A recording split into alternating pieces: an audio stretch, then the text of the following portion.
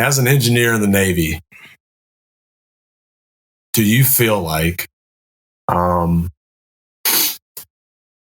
you guys should prorate a little more money? Because let's be real about it. Anybody that says that y'all don't have the hardest job in the Navy is fucking full of shit, right? Like from the watches you stand to the jobs that you do, like I'm of the opinion that our pay scale is all fucked up. Like all fucked up. It's archaic. The enlisted officer structure, just because somebody has a degree in basket weaving, like why does he get paid more than an electronics technician that has a real skill set? So as engineers specifically, like, do you feel like that the pay scale is not accommodating to what it is that you actually fucking do for the Navy? Damn, man. I think Damon gonna answer first, question. But I was like, that's a good ass. Like I wasn't expecting a good ass fucking question like that. I just thinking like you was gonna say something like, hey, when y'all first started your pub, it was like the first robe. Like that's a really good question. It's late over here in the U.S. where I'm at. Hey, Damon, go first, man. I guess I'm gonna go. Man, that's a great question. But I'm gonna say, man, I'm gonna give you some real. First off, I'm gonna say no to it because, like you said, we do put in hours. We do put in a lot of work. I'm not saying nobody else is, but I know what we do. But at the same time, I'm gonna also say this. I know I'm in the Navy. So I know if I'm on a different pay scale than everybody else, I know what kind of problem that can cause too. But as a whole in the Navy, I think it's the pay scale is a problem. Not necessarily our job as engineering. I just think the whole pay scale as a whole, because if you translate our job to the civilian sector, it's a big difference, a big gap in that. So that's kind of my take on it, but not in a way saying engineers should be getting paid more. No, I think the whole freaking entire Navy should be getting paid Facts. More. Yeah. Or military, yeah. Well, the Air Force, they make enough, bro. Let's be real. Politician, man. Hey, I think David is a politician, dog, I swear. Look, I think like I'm half and half about it, right? I think we should get paid based off our skill sets, right? And that ain't just engineers. That's ITs. That's anybody that could like leave and have competitive pay out in town. Maybe, different people get paid different money or whatever like that. Like you said, like everybody don't get paid the same amount. Now, it's other things you got to think about when it come to rates, when it come to like all types of shit like that. But the reason why I say half and half, because where I do think it's fair, I honestly think being an EM for me has been like a cheat code, and I don't talk about these type of things that much or talk like this that much. But if you're an engineer, like not in the spaces like a DC man, an engine man, or electrician's mate, MM or whatever like that. If you're good, like what's the saying, like worth your salt or whatever.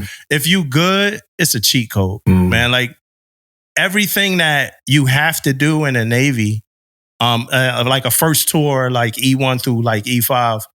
As an EM, you could do it. As an EM, I was able to do it. Like if like naturally. Like when like people got to fight for like FaceTime or whatever. As an EM, naturally, you in the captain's stateroom, you doing maintenance on his lighting, his equipment, CMC the same, EXO the same. Naturally, you all over the ship. Like it's a part of your job to go all around the ship.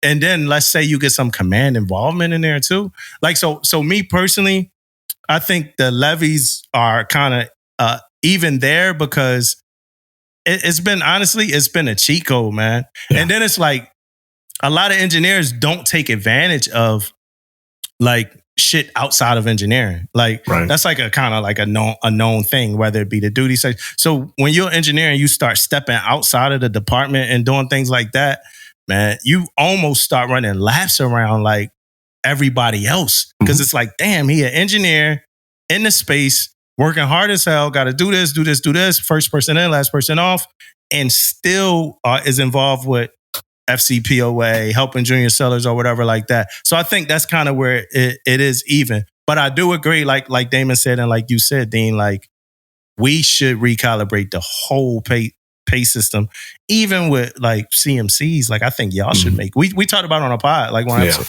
like y'all should make like like way more money. Like it shouldn't be too many people on the ship Yeah. making more money, than the CMC. I don't know how junior of an officer makes more money than the CMC, but I think somewhere it's like somewhere outside of COXO or whatever, it's a bunch of junior officers that could potentially be making more money than the CMC or whatever. Like that, right? I wrote a whole paper on this for Senior Enlisted Academy, actually. And what my, thesis or idea was that you look at like an 03 department head, right?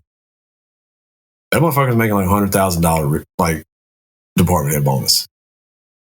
Like that's real talk, bro. Like somewhere between $60,000 and $100,000 to be a department head. Yeah. Okay.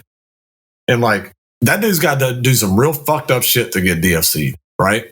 And his level of responsibility is not commensurate with the XO or the CO or the command master chief, right? And so my proposition was, and trust me, it fell on deaf fucking ears, was that that if you enter the command master chief program, right? If you enter the command master chief program, that you get a CMC bonus. Let's call it $30,000, right? Whatever. But you don't accrue it until the end of a successful first tour. Once you have a successful first tour, then you get your bonus, right?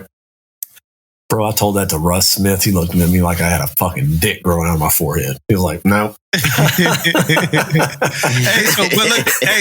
that brings me to like a question for you. Should y'all get ranked against each other depending on like your class? So like, should like every DDG CMC be ranked against? Because I'm hearing rumors. I don't know how deep I could get into like rumors about the way CMC evals are going to go in the future and just being outside of the pool of the rest of the Master Chiefs and maybe only getting one eval at the end of your tour or whatever like that. There's some things I've been hearing. But should y'all compete against like each other?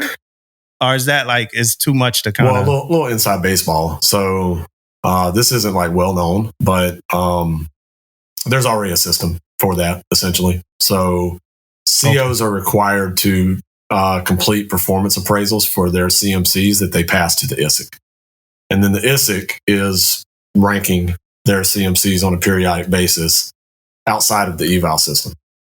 And that kind of ranking is used to determine what your next job is going to be, right? And there's certain people that have been identified early in their career that the Navy, the leadership mess, Navy talent management system, maybe they're like a second tour CMC, and they've kind of been identified as a person that has the legs and the desire and the pedigree to be like a force or a fleet or maybe even MCPON someday, right? So we do a lot of that already. There's nothing more pointless than a command master chief evaluation. Put it that way. They're all 5.0. They're all 5.0 and you're the fucking baddest motherfucker on the planet, right? Like, okay, why am I doing a fucking eval? You know what I mean? So there's some kind of like behind the scenes stuff that happens, but I think that the Navy is looking to formalize that, which I think makes a lot of sense, man. I really do. It makes it more transparent. Yeah.